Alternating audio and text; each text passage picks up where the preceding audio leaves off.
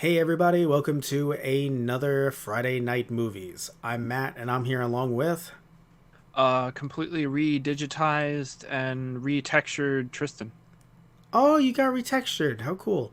Yep. Um, Well, I mean, I needed some touch ups before we did the next podcast. You know, it's been a while, so wanted to look my best. this is not a video podcast. I know. Oh, alright, it's for yourself. I respect that. That's really cool. So anyway, so we are talking about The Matrix Resurrections. It is so interesting to talk about this with you because, so for me, this is like a 20-year wait. Not for you, though. Because if anyone hasn't listened to some of our other podcasts, I would recommend that you listen to them. But we actually talked about the first three Matrix movies just last year. So I was revisiting some of them again after, over a decade. Not the first one, and not even, I think, the second one I've seen on TV, but the third one has been a very long time. So I was revisiting the last two more so, and then Tristan had never experienced them before. So I'm like, how long was the wait for you? How'd it feel for you? A few months. I mean, I was still very surprised when they announced, "Hey, we're making a fourth." I could swear I don't remember. Yeah, what was funny was I had just said to you, I think maybe because I heard about it, but there wasn't like a trailer or anything official or like other than like just talks. I said, Oh "Oh, yeah, that hey, would you like to do the Matrix movies?" But I don't think like I told you like, "Oh yeah, the new one's coming out." But I was just like, "Oh, like it would be nice." And then you saw them for the first time because you mentioned as a kid your parents were like, "No, I don't think we should show you this." And to be fair, my dad was that way too, but not with the Matrix. yeah. It's funny. I think like my dad definitely saw this. I guess my mom did too, but I yeah. I mean, my dad liked a lot of like the fight scenes and stuff, But I but say this because like something like Star Wars is more like, oh, that was like, a staple in your house. yeah. This was not, but this was a staple in my house. Like my dad, loved the Okay. Matrix. So that's Right. what, yeah, so even though Star Wars was too, but like this also was something that blew his mind. So he was like, I have to show this to my kid. Right. So that's why it's just funny that like even though it didn't have an R rating, the first one, still I assumed it was one of those things where it was a bit too violent for them to want to show you at 8. Yeah. But when it came to this one had an R rating, and we were able to tell fairly quickly. It was very interesting to see. I was like, oh, huh, because it's not like it's so weird because in some respects they had graphic violence, but they didn't have like huge amounts of blood splatter or anything that would come from like when it comes to blood or gore in terms of like even looking at the end of the movie where the analyst gets his throat slit. Yeah. It was still done in a way where it's like, oh no, it's code. It's like you're essentially destroying a robot. Yeah. But it's interesting Um because it seems like where they really took advantage of the R rating were the F bombs. yes. Which perfect by the way. Well, I liked it because it felt real. Like, I Yes. think the one thing that I noticed as a native New Yorker is the lack of swearing in cinema at times. When it feels like there should be a little bit more. Like, it doesn't have to be in every single sentence, Right. but it came up a few times, and I would argue like most of them felt like, yeah, no, that's how you would react. You would say the Right. word fuck or Fuck. we're Right, fucked. exactly. That's actually I hate it cuz I can't remember the setup to it, but it's literally the scene before Neo or Keanu takes he finally takes the red pill to get, out of the matrix again. And literally his response is like, "Oh, it's two binaries that both suck." And just by the end of it, he's like going it over a few seconds in his head, and he just looks and he's like, "Fuck." I love that you said Keanu and not like, Anderson or whatever, as if like Keanu Reeves was not playing a character. This was a biopic. He was just I playing mean, himself.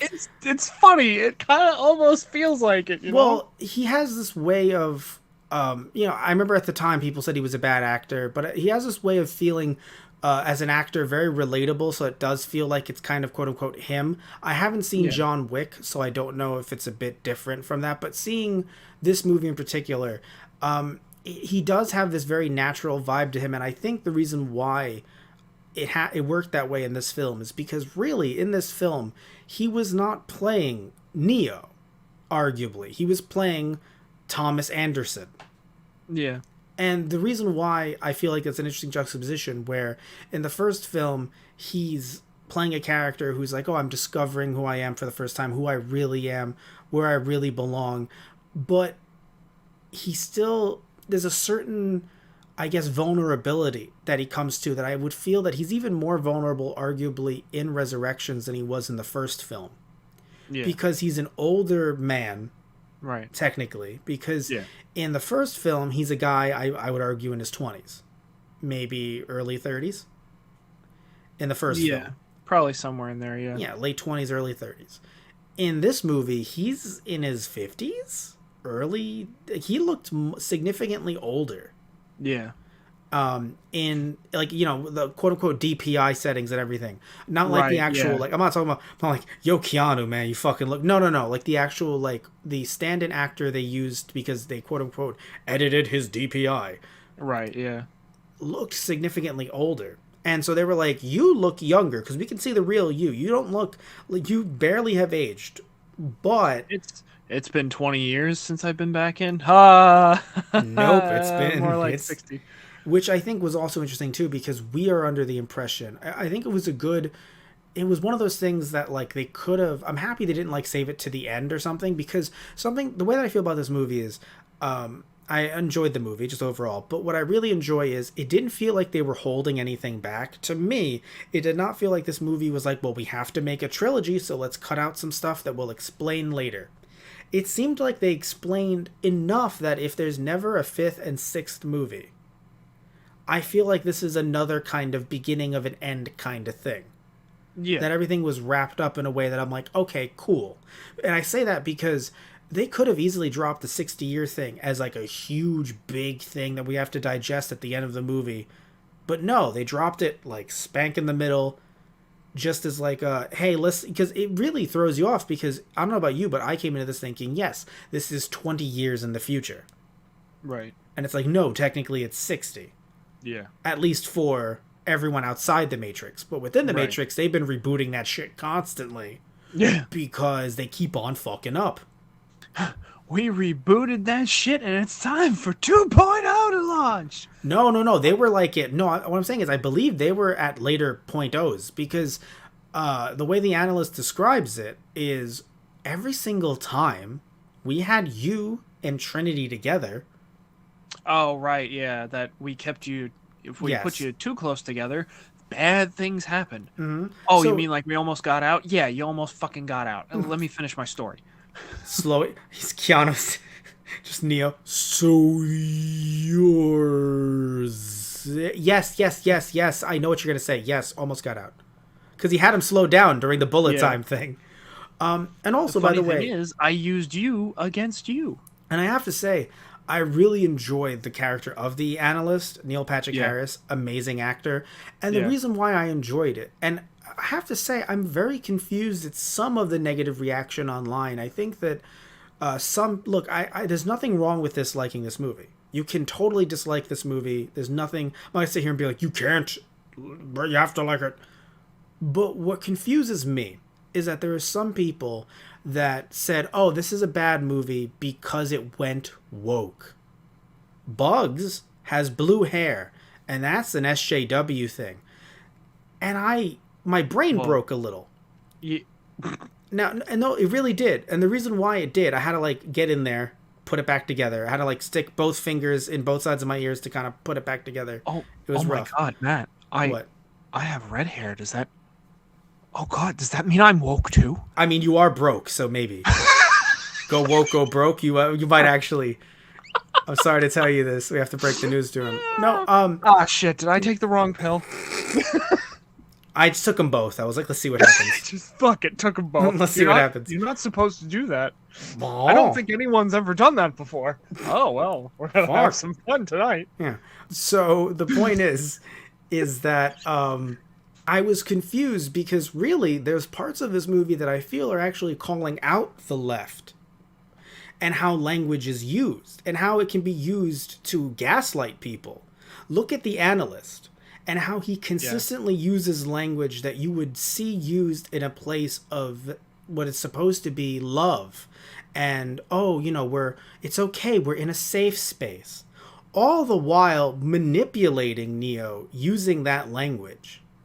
Yeah. Oh no, I hated every second of that. I did too, because it was a bit obvious. I don't think it was. I don't think it was subtle in any way. Like clearly he was. I didn't know he was going to be the big bad, but he was going to be someone bad. Yeah. You can just tell. But the issue is though, is that I would argue that kind of language is used in like leftier circles. Circles on the left to try to signify, no, hey, we're in a safe space. Like, we're cool. Like, don't worry. We don't use the word crazy, Tristan.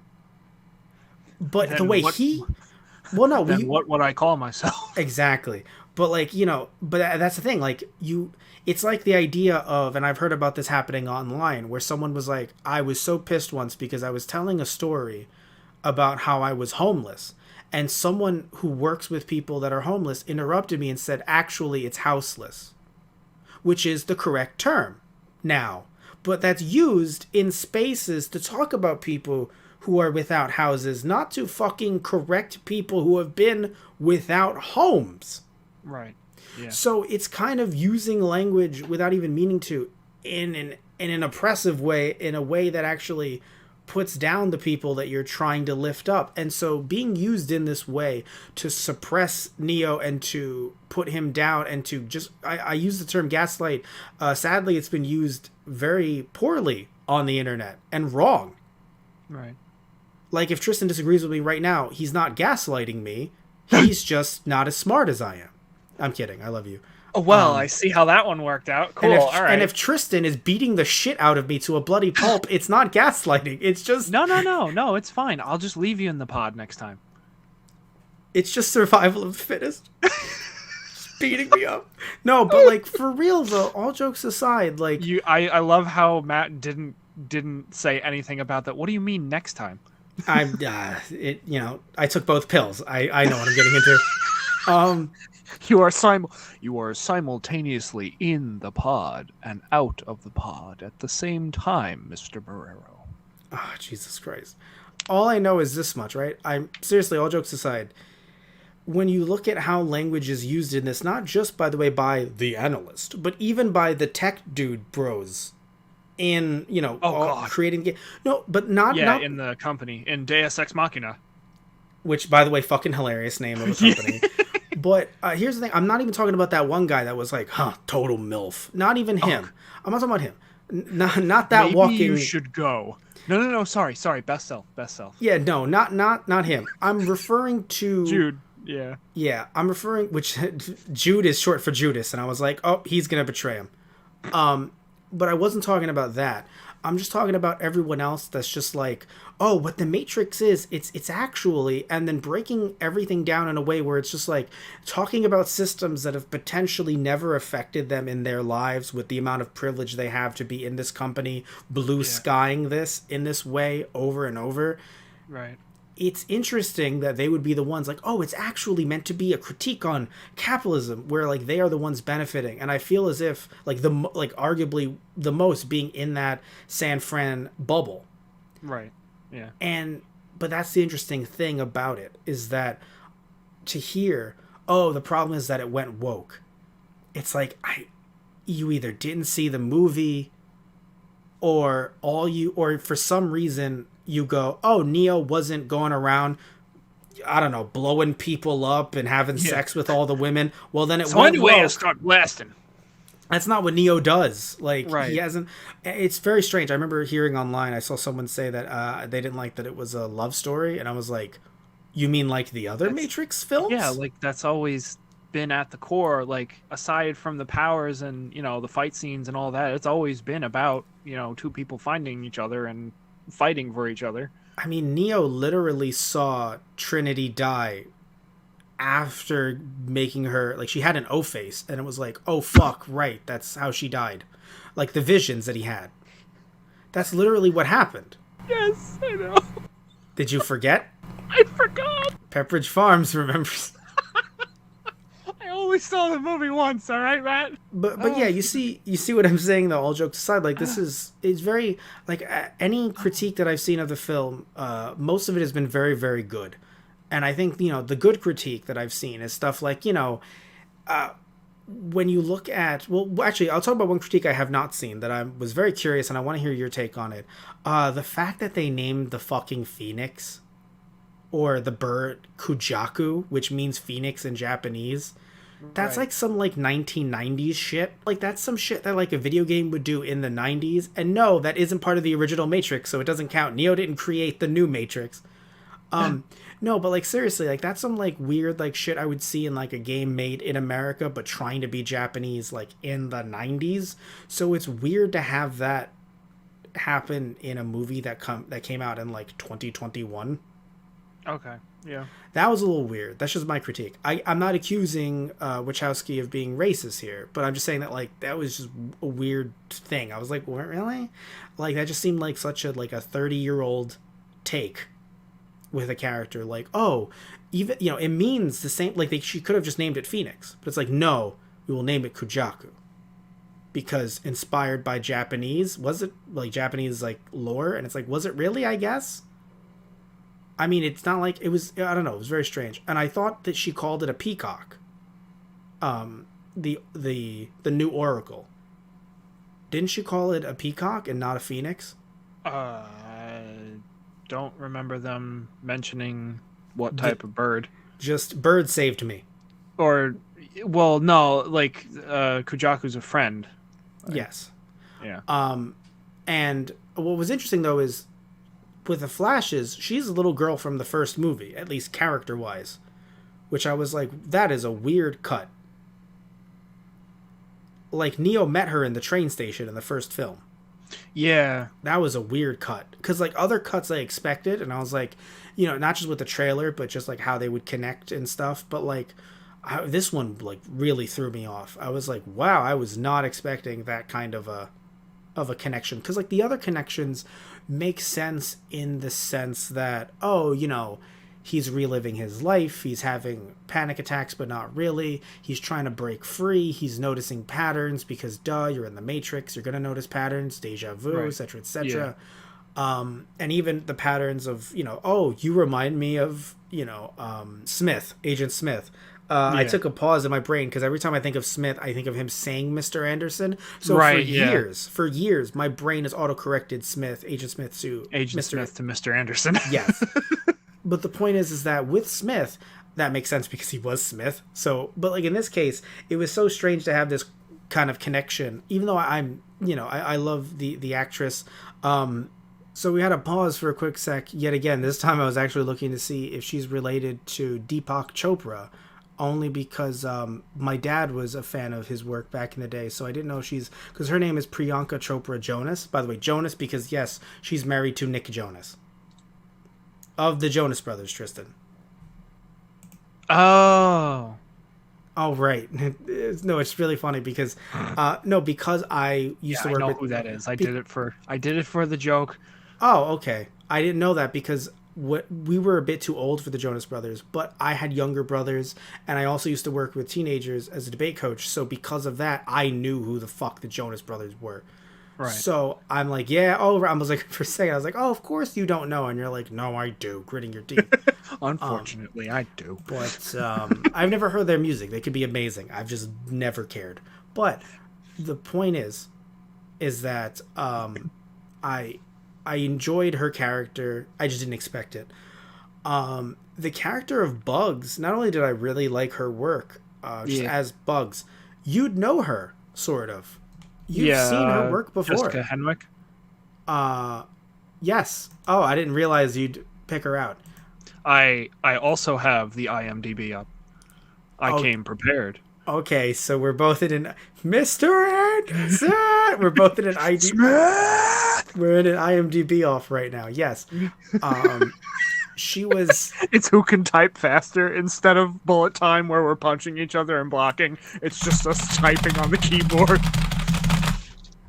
I gotta be very careful. I don't want to close OBS. I was typing and I was like, wait a minute, hold on. This could ruin everything I've created. Could you just imagine the architect typing on the keyboard a bunch, or just fucking Neo just typing on the keyboard a bunch as a joke, and like the Matrix just implodes and explodes? Ah, shit. But anyway, so yes, M's hand is missing, and there's like code on the wall. Ah, damn it, not Jess, again. the analyst is like, why does he keep on doing that? I have to fix it every fucking time. Oh my god. So no, Jessica Henwick, if some of you don't know, she was actually in The Force Awakens as Jessica Pava, who is a pilot that was also they did like novels and comics about like the character has appeared in those. I don't know if she appeared. I assume after The Force Awakens she was in those, but still pretty cool nonetheless. Also, she's going to be in the sequel to Knives Out, which I don't think needed a sequel at all. A fucking amazing movie, but at the same time, though, she's going to be in the sequel. I guess I'm going to watch it. And she was in Iron Fist. Yeah. I don't know, Tristan, I know that you saw, like, did you see a season of Iron Fist or no? I did not. My father did. He was sadly disappointed. Your father took one for the team. He did. I have to say the second season was actually more fun than the first. But the point is that she was Colleen Wing in Iron Fist, The Defenders, and Luke Cage, and she's definitely in both Iron Fist and Defenders had all of the Marvel Netflix heroes in it. So either way, point is that she was great as Colleen Wing. I don't remember her too much in Luke Cage though. I want to rewatch Luke Cage now. Fucking Luke Cage though, Tristan was amazing. Sadly, Yeah. I wish they brought that back or the actors back for Luke Cage or some kind of just cameo in one of the Disney Plus series because great show. But Right. point being is that I didn't realize it was her though because I was like, she looks familiar, but I didn't know where. And I was like, if I'm feeling Yeah. deja vu while watching a Matrix movie, I'm not comfortable. So I stopped thinking about it. I just ended. Your dislike of my cat even made it into your game. It's fine. That's what artists do. Well, I gotta say, something that I found very interesting. I don't know if you felt the same way that I did, but when watching this movie, especially the parts in The Matrix, it felt like the analyst was confusing facts just to trip up Neo, and Neo was accepting it like he was in a dream. How do you mean? Okay.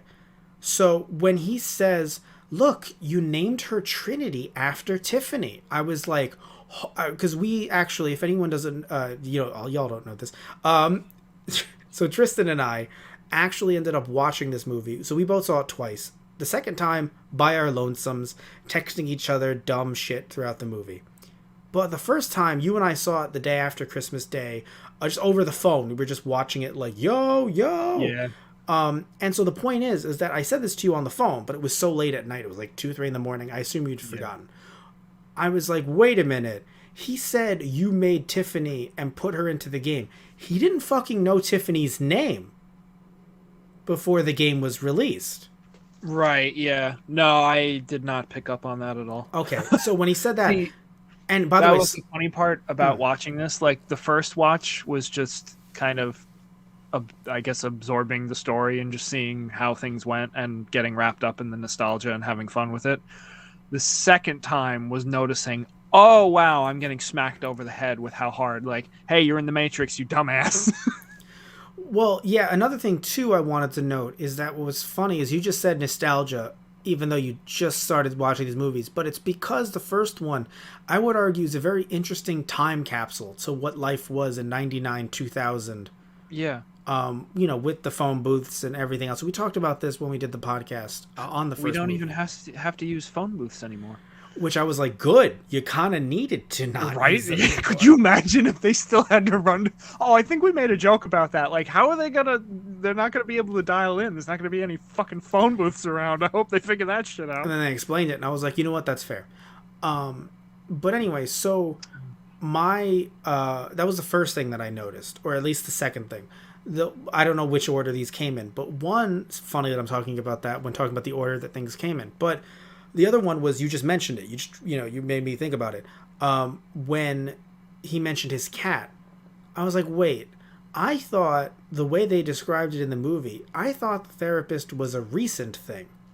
How long has he been seeing this therapist? This game Yeah. didn't just come out. Right. This is a big sequel to a trilogy that he made a long time ago. He didn't Yeah. make this game yesterday, Right. but they describe it as both something that happened a long, long time ago and yet fairly recently. In And a galaxy far, far away, and in your own backyard. yes, and then even the monotonous day to day. This was written before the pandemic, yet somehow really encapsulated how one could feel, even if you're not in an office job like that. Just the monotony of Yeah, the same pandemic, thing, the same day thing, to day, day to every day. day. Yes, Yeah. and then the inclusion of even though I don't find phones to be isolating because it's not like everyone in that elevator was going to be talking to each other at Right. all. Like it's not like in the 90s they all would have talked to each other in the elevator. No, they would. Hell no. No, I don't know what city you grew up in, but not in New York. out here, hell no. No. But at the same time, though, it is interesting as someone who already feels isolated to see that view of him feeling isolated, not talking to anyone because he doesn't seemingly have any friends Yeah. outside of work. Like, he gave it all up for the Matrix, Yeah. or at least Yeah, that's the world they I programmed really him feel into. like that whole like scene itself, and with White Rabbit playing in the background, it really kind of that it hit me pretty hard. No, And I thought it was it was a really good scene because it got that reaction out of me, and I'm like, wow, this really does kind of feel like today. Like you were saying before, how the first movie was kind of that time capsule of that 90s 2000s kind of era. I feel like this movie does a good job in kind of encapsulating where we are right now. yes, and it needs to, because I Right. would feel very strange if it was just retreading and doing everything the first Matrix did, because if that was Right. the case, then I could just watch the first Matrix. I don't. Right, exactly. Now, And that to its credit, like I think that was one of the things I said to you after watching this the second time through. That like, yeah, okay, we're escaping the Matrix again, like it is a similar story, but they even kind of say that within the movie. We're always, in a way, a lot of our storytelling is retelling the same types of stories with similar themes, but with different people and different faces, different names. And I totally get if people don't like that, but I would rather that than just seeing episode 7 do the same thing again. Right, and that's Although I actually really a good. I really enjoy episode 7. No, yeah. I did too, but I think this movie does a better job of, in a way, retreading its own ground, but also bringing some new things to the table. Whereas episode 7 did that, but not as effectively, I don't think, in execution. And to be fair, this franchise lends itself to doing that, but I'm happy that Yeah, Lana Wachowski, that she took that initiative, that she didn't Yeah. just use it. Because here's the thing, I don't know if you know this, Tristan. They were going to do this movie with or without her. Wow. So yeah, no. Oh, wow. Okay, So- so that line is So now, oh right, okay. So I'm sorry to tell you this, like now instead of like before the podcast. But if any of you don't know, listening in as well, basically Warner Brothers was like, "Listen, we're gonna make a new Matrix movie with or without you. We would love for you to be on though, and it could be." And so she and her sister were going to be on, but I'm sorry, they said to her and her sister. Her sister Right. declined. damn. Good, Yeah, no, I respect them for both. them. Both for her Yeah. getting her money and her other sister saying no thank you and not getting the money. I respect them both Yeah. for different reasons. yeah. And so, yeah. Takes a lot. No, it takes a lot to both refuse and say, oh, fuck it. And accept, yeah. Yeah. Either way. I know, right? Whichever But pill. the fact that, like, No. they get that line, like, I could only imagine Warner Brothers being like, oh, that's funny. They're like, do you get it, right? Oh, yes, we get it. Listen, we're complete pieces of shit. But guess what? Money's still green. So, I mean, yes. no, I think it was really funny. I think it was funny because it felt very much, the woman that came in and said, so we need to use terms like fresh Right. to promote To how fresh associate this with is. The brand. The brand is telling you to promote it as fresh. It's not. That's the thing. That's the thing that confuses me, is that anyone who is anti-Hollywood, you should be watching this movie. Right. You Yeah, don't want to. how could you not pick up I assume they're just people who just didn't watch the movie. yeah. And it's fine that they didn't. You know, you can critique it even without watching it. You can say the trailer didn't interest you. It's totally fine. But it is weird for me to hear like, oh my god, this movie where like it seems as if literally Lana Wachowski was like writing this, like half laughing, half angry. Yeah. I could swear, and I don't want to. So I'm saying this as I might have heard this at some point that, you know, she when writing the first film wrote herself in Neo and Trinity.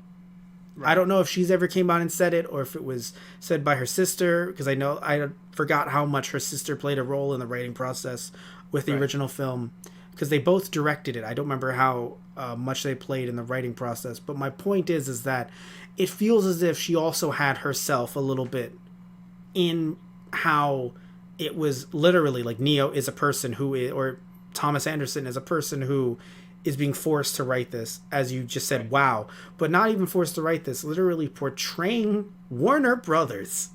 Right. As those dudes. Those dudes all canonically worked at Warner Brothers. Technically. That's hilarious. And that they were like, all right, sure. You know, probably because they thought, wow, that really does scream fresh. And she's like, oh God, I'm another layer of hell. Yeah, they accepted it, but somehow accepted it through the filter of brand speak. Yeah. But still, you know, I don't know, it just feels like the movie really resonated with me. I'm happy that it resonated with you as well. You know, not that every part of it was like amazing. I think that while I did enjoy some of the action scenes better upon second viewing, I do feel like the first film was a lot more intimate in its action scenes.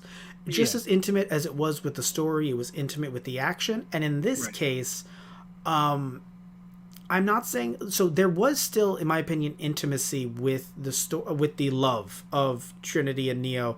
There was a connection there. I feel that was still there between, you know, both actors. Keanu Reeves and Carrie-Anne Moss have great chemistry, right? But I think when it comes to the action scenes, because of either the inclusion of CG, which I do enjoy how it was used in this film, but still, it was very. When I say intimate, I'm referring to how close the camera is to some of it, how it looks hard hitting in the first movie. Right. This one did not.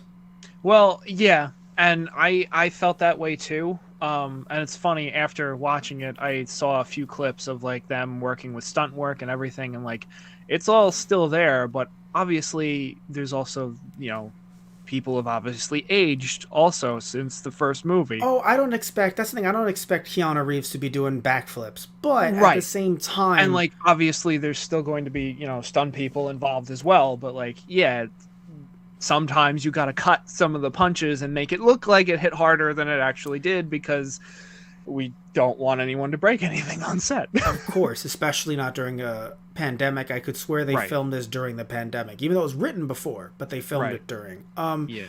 Which and that probably also played a hand in things as well. And how like some people were in different shots and overlaid and all this stuff and separated. I do wonder if that played a part in it to a certain extent. And something else I want to mention as well is that you know, when I talk about the intimacy and the closeness, like I think the closest we got to seeing like real pain, oh God, this hurts, is, you know, is Neo coughing up blood. But even then, when they're in the chairs. Yes, but even when he's fighting Smith? Yeah. And he's on the floor, and he's like, and he coughs up blood. But even then, maybe I'm wrong, but he looks really clean. Like, I'm talking about, like, even just, like he hit the wall and everything broke down and everything, but he's not, like, covered in dust. Like, it isn't, like, there's a certain, like, when I think of, like, the action and the hard hitting and how, like, it looks like it hurts really bad. I think of not just his scene with Smith in the first movie, but even the beating that Lawrence Fishburne's character took, that Morpheus took. Yeah. That to me really, like, it hurts. Like, it's like, oh my God, like that, even though he wasn't getting, you know, fucking punched, I imagine, it felt like it was like, no, like this is a dirty, grimy place that they're in. Even the abandoned, the French guy, his abandoned, I forgot what it was, not a hotel, but wherever he was staying, his abandoned base. I'll just use that word. Yeah, It well, looks clean. I It mean, looked tidy, is what I'm saying. yeah, yeah. Like they didn't like CGI dirt and grime to make it look like it still was very well lit. It was a nice place to live, lookingly. Like it was, like no roof, but like everything else looks sturdy enough. Honestly, for deleted code, this is still pretty nice. Which, by the way, interesting as well. Yes, he was from the second film, Yes. and so so basically the way they described it, because I will admit one thing that I didn't enjoy as much is it's funny. It's a double-edged sword. I enjoyed how much they were able to cram into 2 hours and 15 minutes, but some stuff really like I do enjoy that they dropped that big 60-year thing in the middle. But in general, though, a lot of information you had to soak in that 2 hours and 15 minutes, and not all of it was just the philosophical. Some of it was just basic plot shit. Like that guy should not have just had a random cameo and left to fight another day. Like it was very odd. Yeah, I liked the cameo. I'm just saying that like it was very yeah. odd to have him I like yeah. I guess at first I would say that it was a bit odd, and especially me only having seen the trilogy once through, I was like, wait, who is this? And then like as I heard him talk, I'm like, oh, okay. And then like you see the little clips of like the original house. I'm like, all right, I remember who you are. Well, that's the thing. When they walked into I think they said they were in a hotel in France. When they walked in there, I was like, I thought to myself, I was like, wait, France? Like that seemed familiar to me. And then you made a joke to me. This is like 3 a.m. You made the joke of like, yeah, well, what if that French guy is here or something? And I was like, that would be like, what the fuck? And then he appears and it's just like your wiki shit and your Facebook and all this. Yeah. Oh god, that made me laugh so much harder the second time because like it was funny to me. It felt like the French guy was basically just all the people complaining about the movie. Well, that's the like weird how thing, cinema though. is dead, and nothing's good anymore. It's all shit. I don't know. That's what's weird. Like it's I didn't like him own like his cameo in this, the way he's talked. Even though I think this was true to his character, if I remember the second movie, this is true to his character. But the reason why I felt weird about he was a petty, little, sad, pathetic thing of a man. Exactly. I mean, he had everything, but it was all a lie. Yes, but what I'm getting at is everybody knew that. Yes, what I'm getting at though is that his character to me felt like the analyst and how he was like so unabashedly obnoxious. At least once the analyst was revealed to be the bad guy. Right. Okay. I think it didn't need to, like, they were both too obnoxious. Not that, but don't get me wrong, the French guy, I forgot the character's name. Yeah. I'll find it here. My point is that, the Merovingian, he had every right to be. He literally was like, this underworld information guy, and then he loses it all because the Matrix gets rebooted. Yes, right. And he's somehow like quote unquote leftover code, which I have to say it was very interesting. Them bringing in, trying to kind of tie it into gaming, sort of. It was very interesting to see how they tried to do it. Because something that I noticed, it felt very much like whenever Neo was called back into the room with the analyst, that was kind of like where you would save in a game. Yeah. Or if you're talking about it from like the dev behind the scenes stuff, like a debug area. Right. Because he never, or if you want to look at it the way the original movie kind of more so looked at it, more like, a dream kind of going place to place. And I say this only because you never saw Neo walk into his office. Right.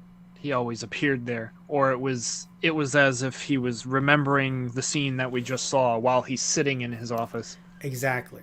Have I been here the whole time? Did I ever leave? When did I ever actually walk in? And then he tells him, he's just like, he's like, well, what happened? He goes, well, you were very distraught, and then you walked over here.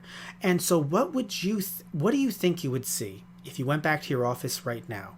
And literally they must have just rebooted everything at the office. Yeah. Because this movie does a good job of, well, it's mixed. In one way, re-explaining the Smiths and how they work. Like, yes, there are some, instead of having, like, yes, Smiths do exist. Yeah. But for the most part, it's just sleeper agents, really. which makes more sense if you're trying to, like, it's weird to have people having to morph into other people. Right. It's. I think it was too more time-consuming. like you said. He kind of streamlined it instead of the agents morphing into the person in that space in that code. Like they just activate them. Yes, which I enjoy, but also something that like I had to find in the second viewing. It was a one-off line. He goes and he said, to it's good to just populate them and then, or just to make them and then let them loose in a population. Meaning Right. that Meaning not they're everyone, already there. but not everyone is one. Right. Because we saw that one guy jump out of a window while his wife, who apparently, you could imagine arguably, she is actually a real person. So she's in a pod. Right. He was never in a pod. He was basically Right. like they live. Like he was like an alien the whole time. He was never real, quote unquote. Right. Unlike the Smiths, which could arguably morph into real people. Like Right. real, even if they're in a pod, they could become you. Yeah. And Smith at the end, funnily enough, Agent Smith, he became that one guy who was the barista. Right. Yeah. Oh, and that was like that. That's one of the things I think I enjoyed about this movie the most is just kind of exploring Smith's character and the sense that we have like living coded people, like how they made Morpheus, quote unquote, is a new character as well because it's not obviously the original Morpheus. He's long since died. I find it interesting because there was some backlash with that, but not backlash in the sense that you're thinking, the people being like, oh god, this sucks. More so that, oh, why would you replace Lawrence Fishburne with another black actor and try to say that it's Morpheus? But the thing is, it's not a recast because technically, and yes, this is how the movie set it up. I'm not trying to defend it. I'm just saying how it set it up. Technically, the character of Morpheus, Lawrence Fishburne, he died. Right. He existed, the living, breathing human version of Morpheus is no longer with them. Yes. And I agree. I'm sad that we didn't get to see Fishburne back as well, but I also find it. This is the thing that I guess I will be defending it in this sense. I love seeing a new black actor take on this role and showcasing him. Like if they had been like, oh yeah, he's half Agent Smith, so we'll make him white. I'd be like, Lana, rethink this. I'd be like, Lana, I don't know her. I've never met her. I'd be on Twitter. I'd be like, could you refilm everything? Could you potentially, because like why the fuck would you do that? Why would you just be like, yeah, let's just make him white this time because he's half Agent Smith, right? I'd be like, why? And but yeah, the actor is, and I apologize if I butcher the name, Ya Abdul Mateen. Yes, the second. Yeah, the second. I thought he did an amazing job. That's the thing. He was fucking fantastic. Yeah. He was so fucking smooth in everything he did. And the fact that like him quoting the original Morpheus and then also being like, but I also just came out of a bathroom stall. Right, I just came out of a fucking bathroom stall. Tragedy or farce? And I go figure. No, he literally said tragedy or farce. And I pissed myself. I'm playing this very important role to help save your ass, literally beating my head against the wall, trying to come here to save your ass, and now I'm walking out of a bathroom stall. Yes. Tragedy or farce. Or when he's like, take the pill, we gotta go. He's like, no. What do you mean, no? By the way, I want you to... you can't guess, because you actually can see his age. I was going to ask you to guess how fucking old he is. He's 35. I don't actually... They don't have the age... Damn it. Actually see the ages, but 35? Wow. I thought the dude was around our age or younger than us.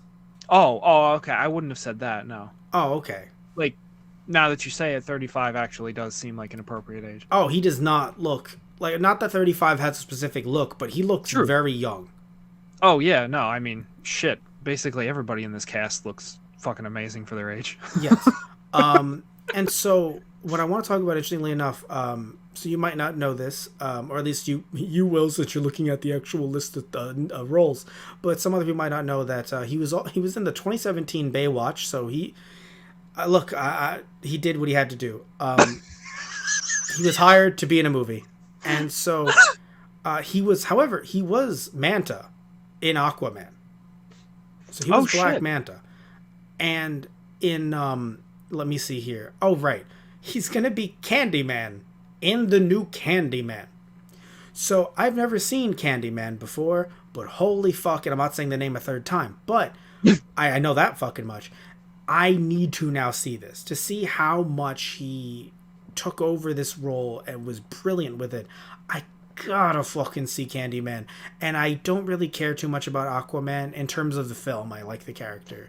But when it comes to being Black Manta, he's also going to be in the sequel. Right. So he's just fucking killing it. And I'm sorry to inform you of this, Tristan, since every time I mention this, it's like a Pavlovian response of fear. He was also in Black Mirror. Oh no. I told you all. Oh no. I haven't seen this episode, I think. Striking Vipers? Oh god, yeah. You saw that one or no? I saw that one. He was Carl. I don't know who Carl is, and with the noises you're making, I do not. It's a good episode. I'll give it that. Okay. He was also in an episode of The Handmaid's Tale, and he's also in the Watchmen TV show, which I have not seen. It's funny. There was a part of me that's like, I don't want to watch this damn TV show. And then I heard about the themes and the story of the show, and I'm like, oh fuck, I guess I have to. Shit, and now, I want to watch this damn TV show. Yes, and now hearing that he's in it, I'm like, god damn it, I gotta watch this damn TV show. Right. I assume it's also on HBO Max. By the way, the fucking corporate synergy of this movie was both hilarious. Like, having a character, one of the main characters, being named Bugs. And being able to legally say it's because of Bugs Bunny. Yeah. Because it's Warner Brothers. And then also the fact that they mentioned Legos. It's just her going Bugs, as in Bunny. And then they mentioned Legos. And then I told you as a joke, but I wasn't kidding, it was true. Oh, right. Warner Brothers owns Legos. Right. So when Carrie-Anne Moss, when Tiffany said, "Oh yeah, my youngest has a Lego stuck up their nose." Legally, they could mention Legos. How weird is that? Like, parts of this movie felt very much like, yeah, well, Disney can say that Hawkeye's second cousin is here. We're gonna fucking mention Legos. Yeah. No, because I feel like even though there are Warner Brothers movies, maybe I just haven't noticed this until The Matrix, where like my brain is like really focused in on what's happening in The Matrix. I haven't seen other movies under companies' umbrellas usually be able to mention, like, oh yes, there are Legos, and this is Bugs Bunny. Sometimes little cameos, but unless it's a movie dedicated to those characters, like the Lego movie, like Space Jam. Although, of course, Space Jam 2 became a shitty fucking... By the way, I haven't seen Space Jam 2, but I heard it was awful. But I want to say one thing, though. With all the references in Space Jam 2, to me, this is a movie, compared to I was told that in Space Jam 2 it's just too much. Right. This one felt just right. Right, because it's just little throwaway lines like that if you don't pay attention to, you don't think of it, but then you hear it again, and you're like, oh my god, that's fucking hilarious. Because to me, Bugs works because not only bug as in a code, you are a bug. That's what I first thought it was. But also the fact that she says bunny because, chasing the white rabbit, Alice. Right. To me, that makes more sense than, like, Bugs is like, oh, great, we can use this because Warner Brothers owns this. Right? Otherwise, it could have just been Bunny. Yeah. She could have been named Bunny. But no, you could name her Bugs. Right, yeah. Or she could have been Bun, Like, I'm saying that, like, she could have been based off of, a bunny, but no, Bugs, because here we are. So I think it worked really well. One thing that I didn't think worked really well, sometimes throughout the years, people have criticized the Wachowskis for how in their movies they sort of use Asian culture. And in some respects, I feel strange about this conversation because does that mean you can't have martial arts being done by people who are white in an American film? And that isn't a question you and I can really answer. But I just feel weird with that being in the conversation, right? But at the same time, though, I do find it odd that when introducing the concept of a swarm, of mindless people fighting in an army as, these evil creatures, essentially, not even being human. Yeah. The first place it takes place in is in Japan on a bullet train. Right, they're on the bullet train. Yeah. Now, I'm not saying if you had, let's say, even though I don't think, I still don't know why they're doing this, but by the way, this isn't a Japanese film. but in Train to Busan, right? Apparently, it's going to be a fucking U.S. remake. I don't see the reason why there needs to be one. We don't even have bullet trains here, as far as I know. Doesn't make any sense. But point is that if you like, it's not weird in Train to Busan because the general population is South Korean. But in this case, because they're jumping from place to place, like even when they were in France, it didn't happen in France. They didn't technically fight French people. They fought codes. They just fought. Right. They just fought people that weren't even supposed to be there technically. So like of all different races, but they were code. And some of them, I don't know if some of the actors reprised their role from the other than the the Merovingian. But my point is that I believe they might have actually. I'm not sure some of the either, actors but... looked very familiar. But yeah, my point is that in that case they didn't even have like a French swarm. When you're in San Francisco, you have a swarm, but it's just the entire city, and you don't really focus on any one particular person outside of, you just focus on the horrible things that they did, which I'll talk about that in a second. But when it comes to, like, I'm not going to sit here and be like, she's racist. It's just is a weird thing when you would imagine she knows about the critique. And I would imagine if she does know about the critique of, hey, sometimes you use Asian culture in a way that maybe seems like it's appropriating.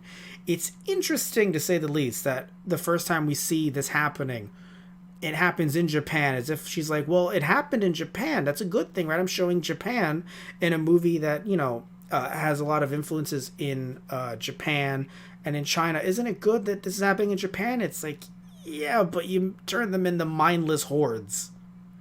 So, like, between that and the Kujaku thing, I'm just like, man, like, yeah. Like, that's the thing. Like, doesn't make me hate the movie, right? It's just little bits of, critique as we're talking about a film that overall I think stuck the landing. And it is kind of sad that apparently it didn't do that well in the box office. Apparently, it might. There was an article that came out that said that it would potentially lose Warner Brothers up to $100 million in the box office. Now, why $100 million in particular? Well, because the box office, the money that it made back right now is $124.8 million, which is nothing to sneeze at for normal peons like you and I, Tristan. But the budget was $190 million. Right. And so on one hand, I'm like, oh, wow, Warner Brothers lost out on a few million, wow. But on the other hand, like, yeah, you kind of need to make back your budget on your movie at the very least. Well, that's the thing that sucks about all of these fucking movies. All of these fucking movies. No, now I'm becoming the entire industry. Art used to be amazing, and now it's a piece of shit. I fucking sound like him. No, but my problem is that, like, you'll have a movie be like, this movie cost $500 million and the movie will make back $600 million, and they're like, we are so sorry. But when you take into account marketing and how much theaters make as well, because look, theaters obviously have to make some money off of this too, but with all of those cuts and everything, turns out we have to make double our budget, and I'm like, this is so fucking stupid. So while it sucks that it didn't make back its budget, I do think this is one of those situations where even if it made $190 million, it probably still would have been considered a flop. And it's like, ugh. And it's like, really? Yeah, but something to note as well that should be very relevant right now is we're in a little thing called a pandemic. I'm sure some of you have heard about it. Turn on anything. Talk to anyone. But I say that because I think that this movie would have done a lot better if everyone could go see it. Even though apparently, I didn't realize this, it released the same day as Spider-Man did. Oof. I thought it didn't, though. I thought it was 2 weeks after. Yeah, I could have sworn they were not the same day. No, I thought they were 2 weeks after. Here we are. My point is that, because I saw online someone saying it released the same day as Spider-Man, and I was like, that doesn't sound right, even as I said it right now. No, it released December 17th, so they're only a week apart, though. Not good. By the way, Spider-Man did really well. Now, some people will be like, see, Spider-Man didn't go woke, which, what the fuck does that even mean anymore? Matrix did go woke. Therefore, that one went broke. Movie go woke equal bad. But here's the funny thing, Tristan. I think you might be aware of this. Where can you watch Spider-Man No Way Home right now?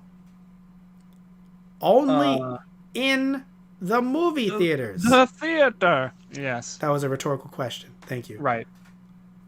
I realized as I said it. It's fine. It's fine. I apologize. I will leave the cast. No, please don't leave. I need someone to hold me because I took both pills. I need someone to hold me. Because I took both pills.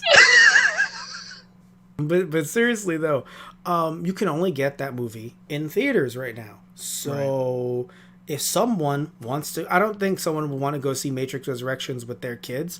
But another thing too, by the way, R-rated movie in theaters. R-rated movies usually do very poorly compared to their PG-13 counterparts. That's why, for the most part, different companies are like, "Are you sure you want to go R? Could we just kind of go PG-13, cut some stuff out?" Honestly, the fact that Deadpool did as well as it did is really more of an outlier. Because it was rated R, and rated R movies don't usually do that well. Compared to PG-13. And I would argue that's like the comedy element along with the violence and action element in it. Well, no, that's what I'm saying. But like, the comedy is what I would say like drew people in. But if it was more like a serious rated R, I mean, here's the thing too. When it comes to any PG-13 movie, technically 2 kids can go see it. Like 2 teenagers, like a teenager and their younger brother or whatever, they can go see it. There's nothing legally, they don't have to show ID. They're kids, right? As long as they have the money, it's good. Rated R movie, you have to go in with a parent. Right. Yeah. So, I mean, and again, I don't think anyone would be showing their kid this movie anyway, like I just said. But the point is that you're gonna have a family of 4. What are they gonna go see? Matrix Resurrections or Spider-Man No Way Home? And during a pandemic, if you have to make a choice, what are you gonna choose? I'm gonna choose neither. If Resurrections was only if Resurrections was only in theater, I'd be like, I will see it eventually. Right. Yeah, and that's why I would say I'm very happy that this was released on HBO Max and that I had the chance to see it, because otherwise I would have not seen it at all. And that seeing it now, I would be sad to have not seen it. Yes. But hey, at least nobody would have spoiled it the way people are fucking spoiling No Way Home. Yeah, and I shouldn't say this out loud, but I have not been spoiled yet, and I haven't seen it yet because it's in theaters. So I have been spoiled, and I just want to shove pills in people's mouths. That is a word. I'm like, get out of this reality. Wake up. You're fucking ruining this shit. Wake up! It's very upsetting. But, so that's the thing. So I look at this and I'm like, yeah, of course. Like, if you just tell me on paper, even pre-pandemic, which one's going to do better? I'm like, oh, Spider-Man. Spider-Man. Hands down.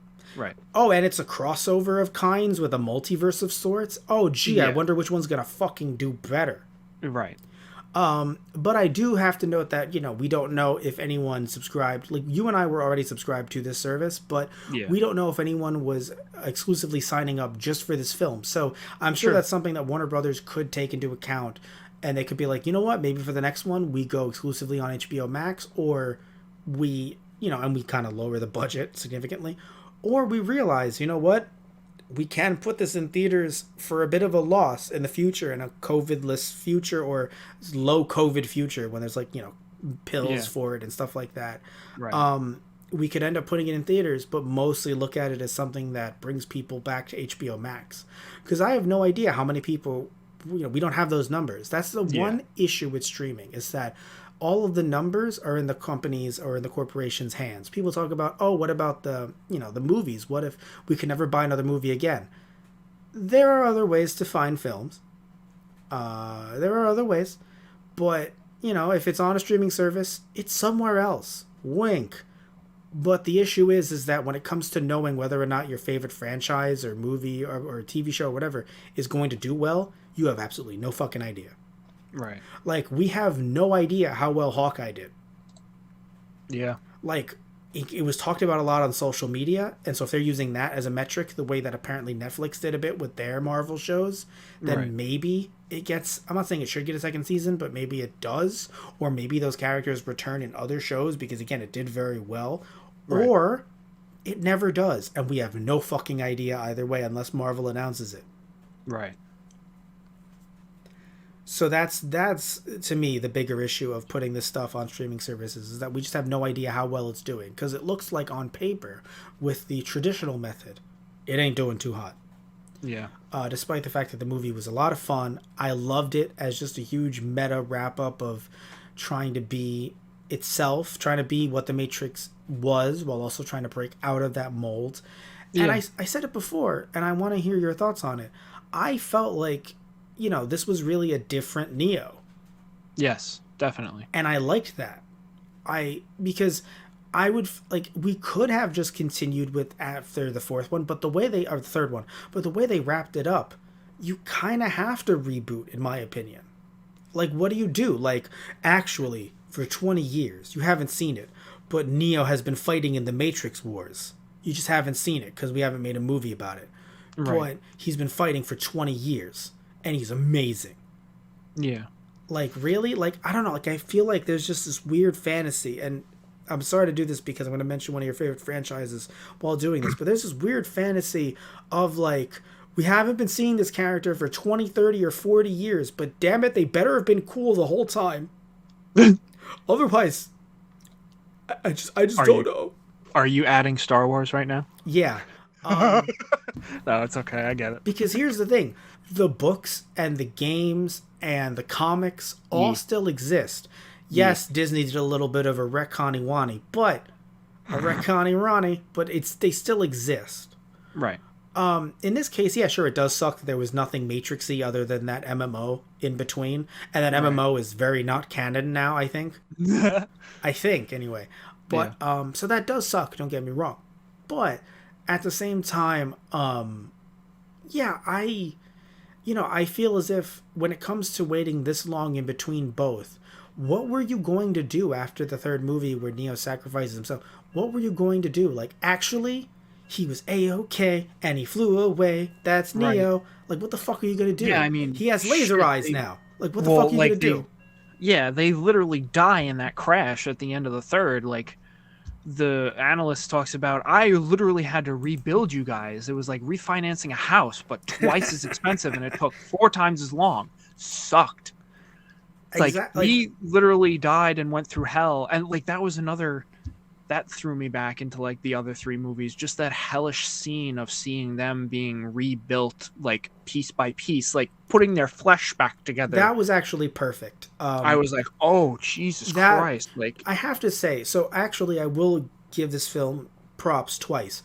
Showing that scene and also the scene where Neo wakes up and having to pull the shit from his mouth. Oh, God, the respirator never thing. Get used to that. No, that actually I think is perfect. Not that it was like shot for shot. I just mean that it felt like something tonally that I would have seen. So while the action scenes I think were relatively different, and in some respects, at least CGI wise, things have changed. You can't revolutionize things again. Revolutionize gaming again. Fucking Jude. Again.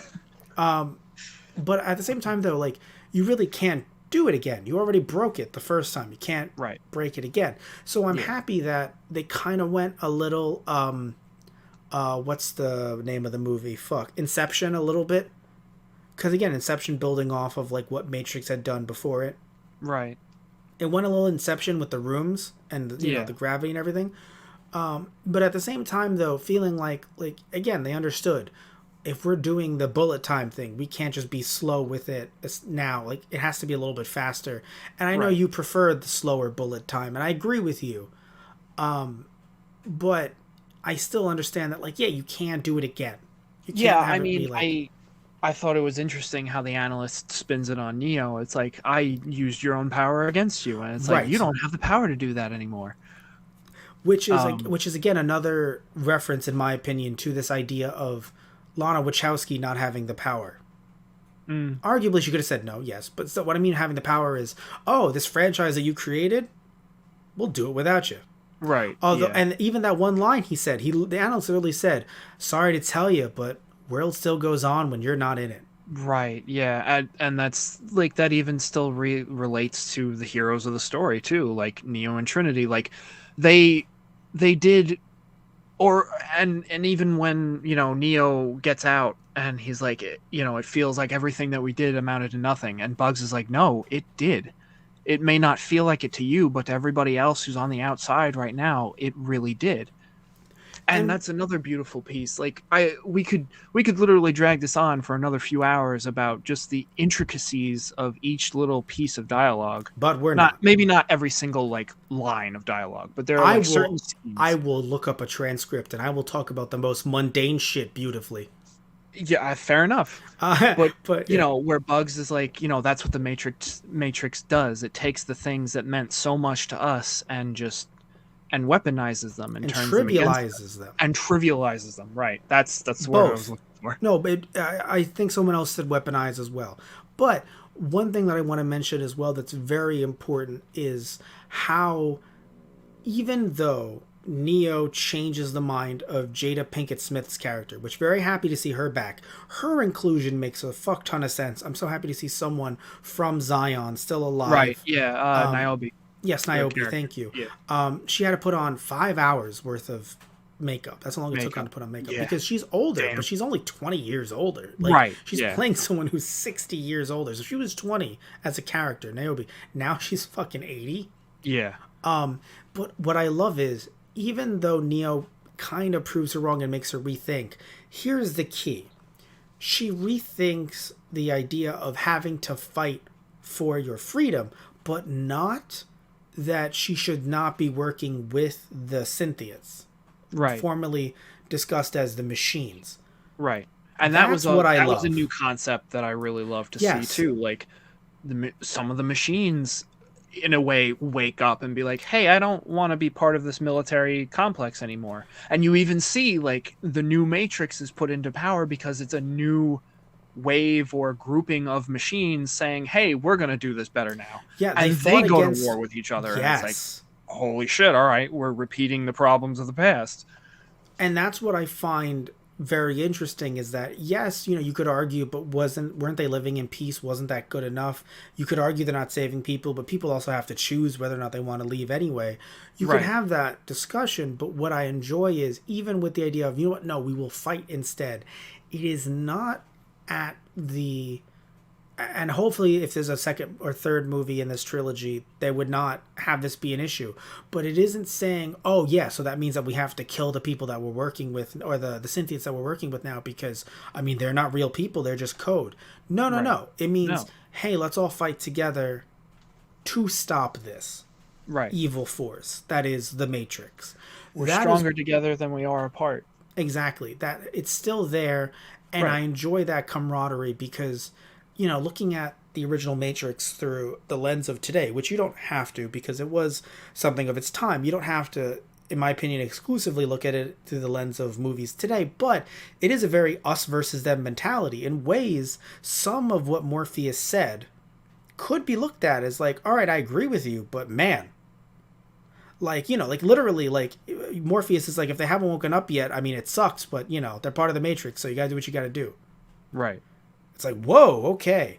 Yeah. In this case, And I that's think still there, arguably, Yeah. but Yeah. at the same time, definitely. but at the same time, there is this air of no, like we can work with the Synthians and have Right. peace. And we can make something better for us all.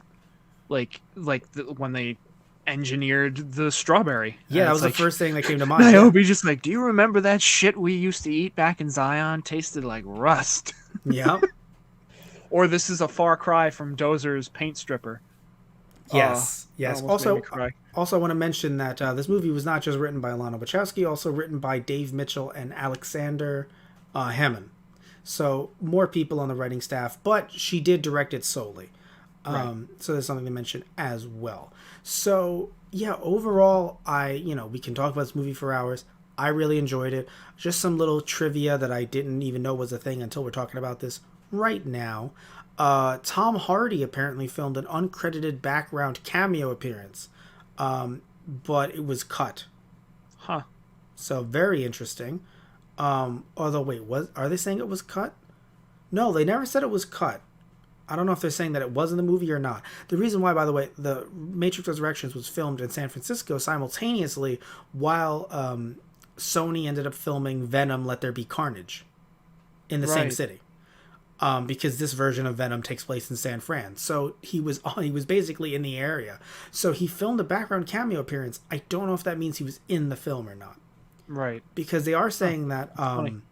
Daniel Bernhardt was announced to be reprising his role as Agent Johnson from The Matrix Reloaded, but his scenes were cut from the final film, which confuses me because I'm wondering, were there any other agents who reprised their roles? Because there was one agent in particular who looked very similar to an agent from the first film. Right. I thought that was Agent White. Yes. Yeah. I mean, I'm not sure, but that was the agent that kind of stuck out to me. But like, you look very familiar. Very much so. Also, I have to say, I also really enjoyed Jonathan Groff's performance as Agent Smith. Yeah. Like you said, seeing more from this character. As much as that's the thing, right? As much as I love Hugo Weaving, as much as I fucking love Lawrence Fishburne, I don't think their characters would have made sense in reprising these roles within the Matrix. Yeah. Neo needed to be the one that stood out, and of course Trinity because love story. But the two of them needed to stand out, while the rest were new. Right. I feel just as it was also definitely great to see Trinity get at least at the very end. Well, no, not even. Neo's the one blocking the bullets, but like, hey, you got to have some sick moves to be able to ride your bike through, helicopter missiles and shit like that. Well, so here's the cool thing. So first of all, she can fly. So the fact that Trinity is the one that gets to fly, and it's not even like, oh, why is Neo losing his powers now, and now Trinity's the one with all the cool ass sick powers and shit like that. It's like, well, because they've always shared that bond, and we even see like Neo's character saying she believed in me the first time, and that's how we got me out. Now it's my turn to do the same thing for her, and I need to go and get her out. Well, that's the thing. Before we wrap this up, I want to say something that I can understand maybe some people being a little frustrated by. There was a question that was, in my opinion, never really answered throughout the first three films.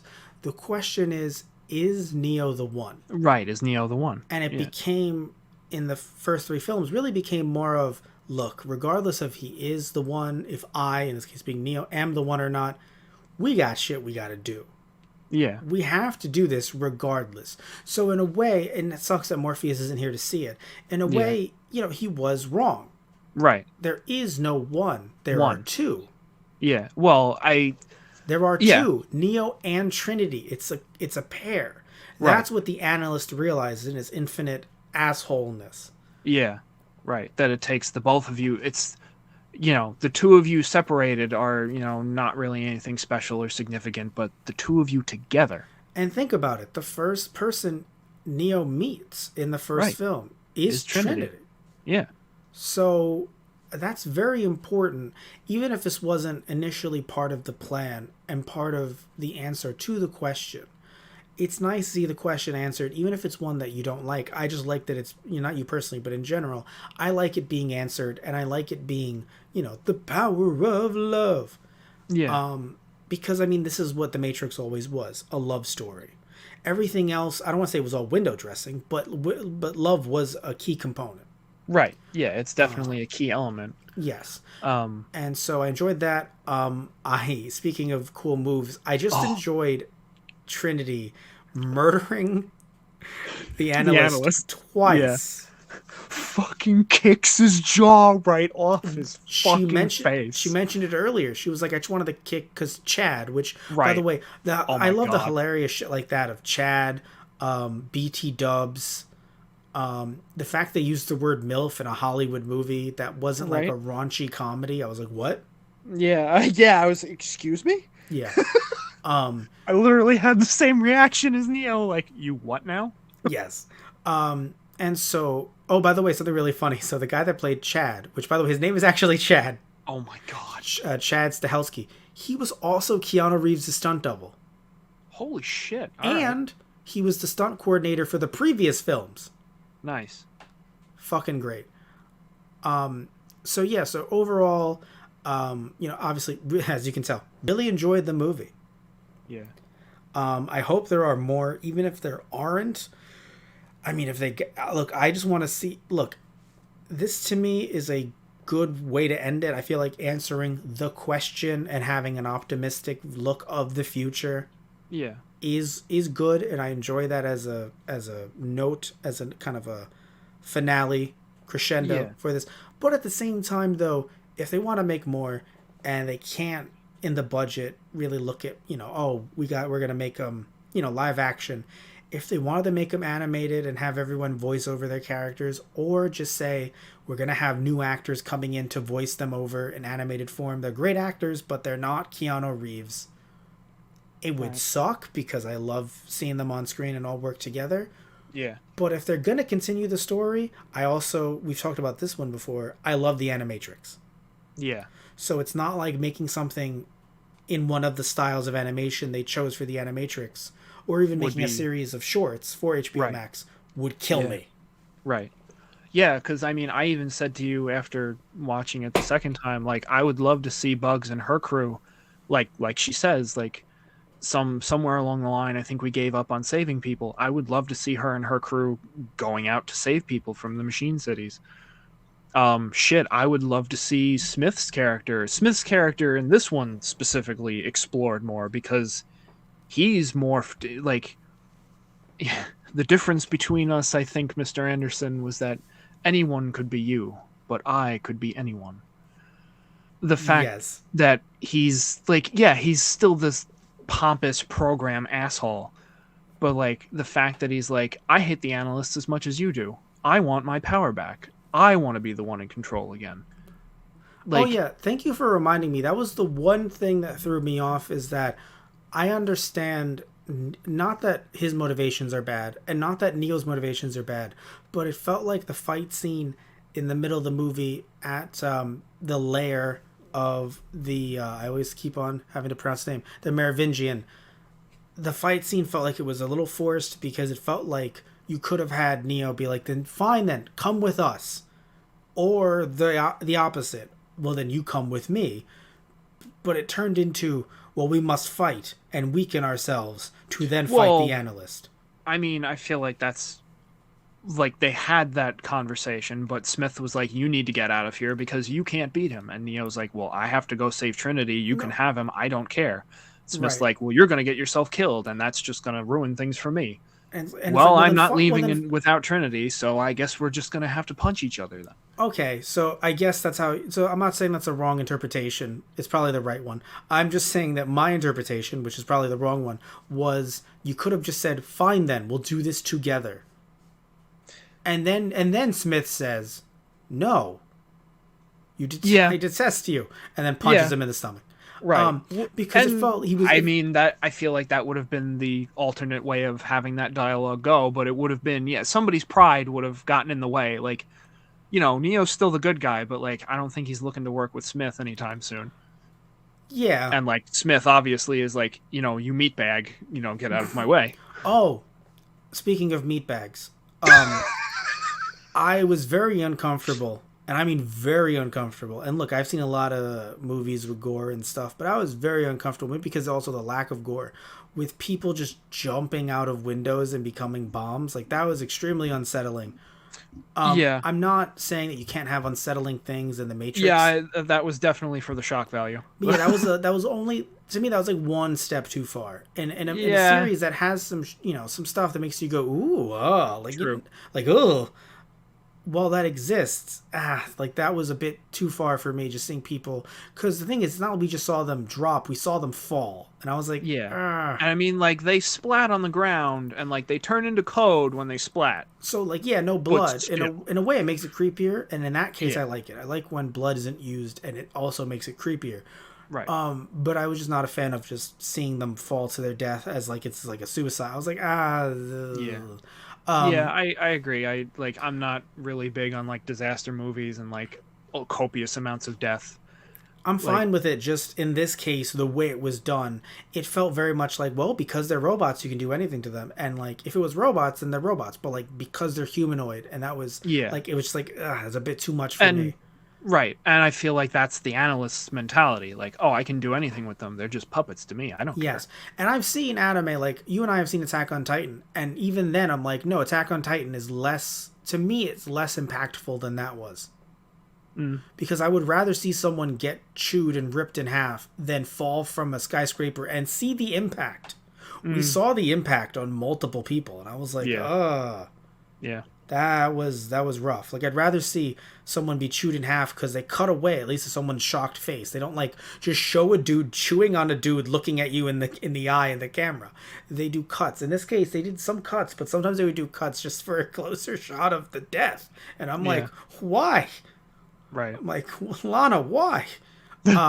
So yeah, but what I was going to get at meat bags reminded me, but something else that it made me think about as well is I mentioned the Matrix a little bit before, and how it felt like, in some of the way Neo experienced it, very dreamlike.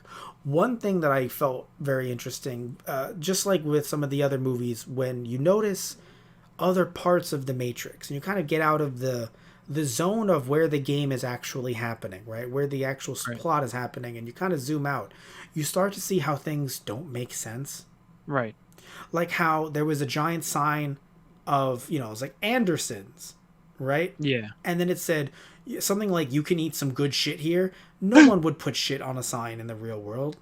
Right. You wouldn't put shit on your restaurant on a poster No. to advertise eating there. Yeah. No. And so little things like that, the key shop, like there's places that you could make keys, Right. but they're usually part of a bigger place. I don't usually hear of a place just called a key shop. Key shop. I mean, although to be fair, like maybe this is just me, but if I was walking down the street and I saw a shop with just like keys dangling in the window and the door like that, I'm not gonna lie, I'd be like, all right, I'm gonna walk in and see what they got.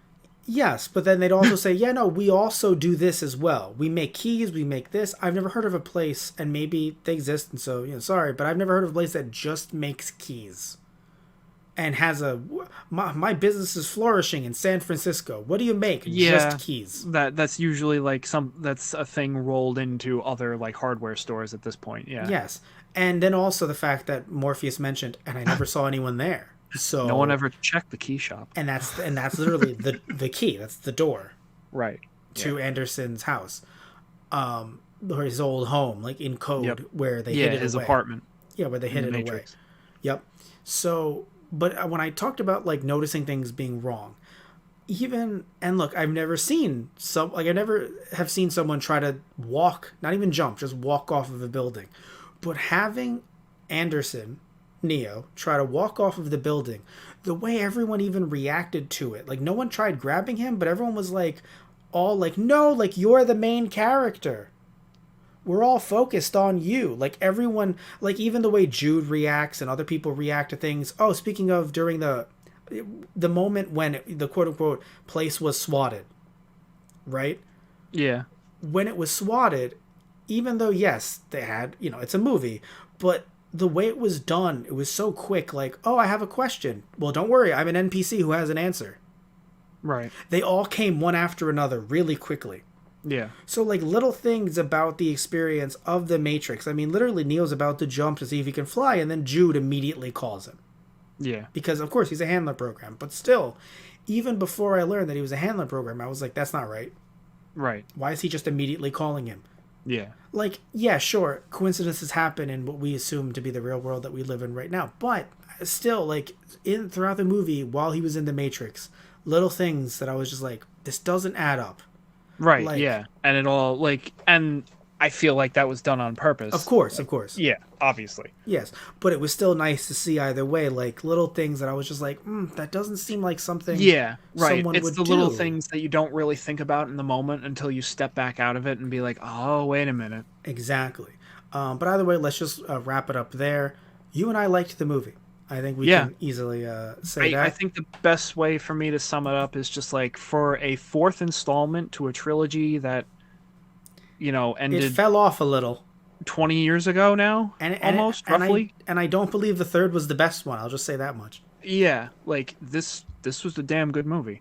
Yeah. Like you said earlier, like yeah, it's not going to revolutionize things like the first movie did, but that's not what it set out to do. It was set out to, have fun with the universe again and breathe a bit of a new spin into it. And Well, acknowledging the fact that it is the fourth one. right. And acknowledging where it came from and where we are now. Yeah, I think it did a very good job of that. I agree. The only thing that this could do wrong is inspire other movies to try to be more meta. That's the only issue. That's the only issue. Is that if that's the trait. Oh, but guess what? The movie didn't do well in theaters, at least. So Right. maybe for some reason there's going to be a bunch of executives thinking, the problem was the meta and not the fact that Yeah. fucking COVID. And I feel like a good like that would be the bad jumping off point or the bad takeaway. I think the good takeaway would be like I said before, if we got like an animated series with like Bugs and her crew saving people, and maybe just have a reference or a cameo of Carrie Ann Moss or Keanu Reeves as like how they do Morpheus as a training modal to train people to be new. Oh, so when you told me this, I thought you meant a prequel. You mean a continuation? No, yeah, continuation. Oh, I fucking would love that. Yes. So hopefully they And do something like that. because Neo, like you said, he's like, I don't really have it in me anymore. Like it would be nice to see Neo pass on the torch. Like the torch of the One goes on to Bugs and her crew, Well, or that's the thing. new There is, people that are but saved from the I Matrix. think that's hopefully the point of the idea of the power of the two is that there is no one. There doesn't need to be a torch, really. Right, yeah. Like, I say because the way I think of the One is that anyone can be the One, and it doesn't have to be one person. It could be a group of people. yeah, It's the that's true. belief of being able to do the unthinkable and being able to help who you can. You're looking at this through a Star Wars lens, Tristan. This isn't the Force. All right, well, you know what? I No, but you're right. I just think that we don't have to have Luke Sky Neo give anyone kind of the idea of being the one, especially with the idea that there's two. But I also agree with you that we don't if there's a series to be made in some way, again animated, to save some costs. Even though I don't want it to be low budget, I just think that yeah, it would save costs comparing to get all of them in person. right. At And the I would same, also like to see just Neo and Trinity get to kind of live out the rest of their lives in relative peace. I Like I mean, think well, they've done their part. oh no, they can do a Or bunch of fighting. We just don't have to see it all the time. It doesn't have to yeah, be surrounding all the time. They could remake the world against, fighting against the analysts, etc., all that stuff. right. But we don't even have to see that. That can be in the background, and Yeah, we can see it in specific episodes right. in the background as we're more focusing on the new crew. Right. Reminding them what a free mind can do. Yeah. I I really do love that line. Oh, and that Rage Against the Machine cover, you love that shit. Oh yeah, Brass Against, that was fucking amazing. Yes. Phenomenal. So I yeah, lost my shit the first time I heard that at the end. I was like nearly like screaming along with the song. It was great. because I was more tired, I think, than you were at that point, and so I was like, right, yeah, Rage Against, and you're just like, of course it fucking was. Yeah, I'm like bouncing off the. I mean, because I've also gone back and listened to a lot of their stuff more recently, so I was like bouncing off the walls. I'm like, Matt, you don't get it. But no, a very fun movie, I would say. I do admit, if you haven't seen the first few, all three, in a long time, this could also be a bit disappointing because, Yeah, you're gonna get a bit lost. Yeah, yeah. So I yeah. do think that You gotta see him. So again, it's not perfect at all by any stretch of the imagination, but my God, is it fucking amazing as far as I'm concerned. Yeah, no, same. And again, it just has a way of asking questions that, in my opinion, you might not have thought about, and just giving answers to things that, maybe to some people they thought they already had the answer. It was Neo, or it wasn't Neo. There is no one. I just think it's nice to be able to see, the power of love. Always a good way to end a movie on, in my opinion, and also Yeah. always a good way to end a movie on when you slit a guy's throat. I think it's always more movies should end that way, especially when they're assholes. Especially when he's a sexist asshole. Yeah. And I love how Neo is just petting the cat. It's like, actually, I like the cat. It was you. Yeah, it was actually you that I hated. The cat's fine. Yeah, exactly. Just Neo looking at Trinity like, oh yeah, he deserved that one. All right, Oh so God, that was so cathartic. love you all. Take care. See you next time for something completely different. All of our links and all that stuff down in the description box down below. Thank you all, and see ya. See ya.